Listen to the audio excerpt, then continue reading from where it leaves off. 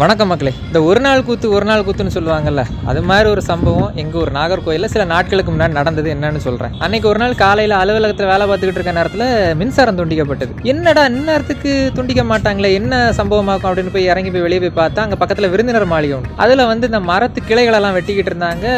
நடமேடை அமைக்க வேலை நடந்துகிட்டு இருந்தது. என்னடா இது அப்படின்னு சொல்லிட்டு அங்கே ஒரு அண்ணன் வேலை பார்த்துட்டு இருந்தார். அவர்கிட்ட போயிட்டு, அண்ணன் என்னாச்சு மின்சாரம் துண்டிக்கப்பட்டது அப்படின்னு கேட்டால், தமிழ் நெய் மாலு அப்படின்னு.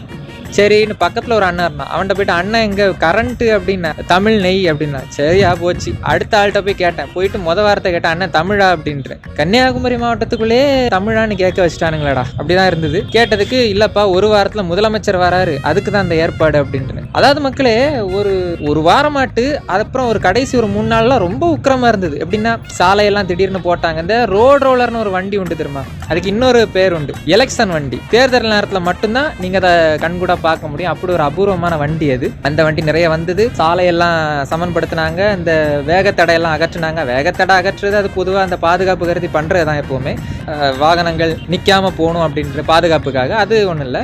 ஆனா ஊரே வெள்ளை அடிச்ச மாதிரி இருந்தது. நாகர்கோயிலை பார்க்குற, இன்னும் நாகர்கோயிலா அப்படின்ட்டு. அதாவது சாலை பணிகளை செய்யாம இருந்தா மக்கள் திட்டி நீங்க பார்த்திருப்பீங்க. சாலை பணியை செஞ்சதுக்கு மக்கள் திட்டி அன்னைக்கு தான் பார்த்தேன். ஏன்டா இத்தனை நாளா, இந்த நாள் இல்லை வருஷமா, இத்தனை வருஷமா இந்த சாலையில தான் வந்துட்டு போயிட்டு இருக்கிறோம். ஒவ்வொரு குண்டுலையும் இறங்கி ஏறி. மக்களே, உங்க முதுகுத்தண்டு இருக்குல்ல, உங்க முதுகுத்தண்டோட பலத்தை சோதிக்கிறதுக்கு நீங்க நாகர்கோயில் வாங்க சாலைகளுக்கு.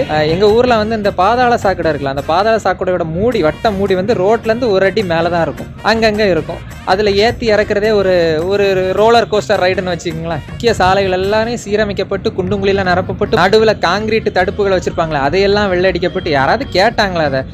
வெள்ளை அடிக்கவில்லை, உன்னை வேலையிலிருந்து நீக்கி விட போகிறேன் அப்படின்ட்டு. மரங்கள் அது பாட்டுக்கு சாலையோரமா கிளைய நீட்டிக்கிட்டு இருந்தது, நிழலாம் இருந்தது. அதையும் வெட்டி அது என்னையா பண்ணிச்சு உங்களை? எனக்கு அதுதான் கேள்வி எழுந்தது. இத்தனை வருஷமா இதுல போயிட்டு இருக்கிறோம், சாலையெல்லாம் குண்டு குழிமா இருக்குது.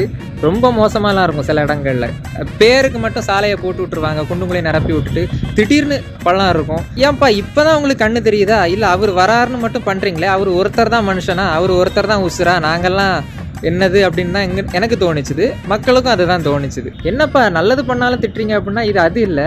நீ ஊரை சீரமைக்கலாம், அது மற்ற நேரம் சரி. ஆனா சரியா தேர்தல் வார நேரத்துலையும், குறிப்பா ஒரு முதலமைச்சர் வார நேரத்துல மட்டும் பண்றது வந்து, தேர்தல் வார நேரம் மட்டும் இந்த மாதிரிலாம் நடக்கிறது பல வருஷமா மாறாத சாபக்கேடு. மக்கள் வரிப்பணத்தை பெற்றுக்கொண்டு மக்களுக்கு சேவை செய்கின்ற இடத்துல இருக்கிறவங்க மக்கள் பிரதிநிதி. அந்த மக்கள் பிரதிநிதிக்கு கொடுக்குற முக்கியத்துவத்தை மக்களுக்கும் கொடுக்கணும். அதுதான் உண்மையான மக்களாட்சி. அவசரமா போட்ட சாலை, மழை வேற வர மாதிரி இருக்குது. எப்போ பேந்து போதோ தெரில. பார்க்கலாம்.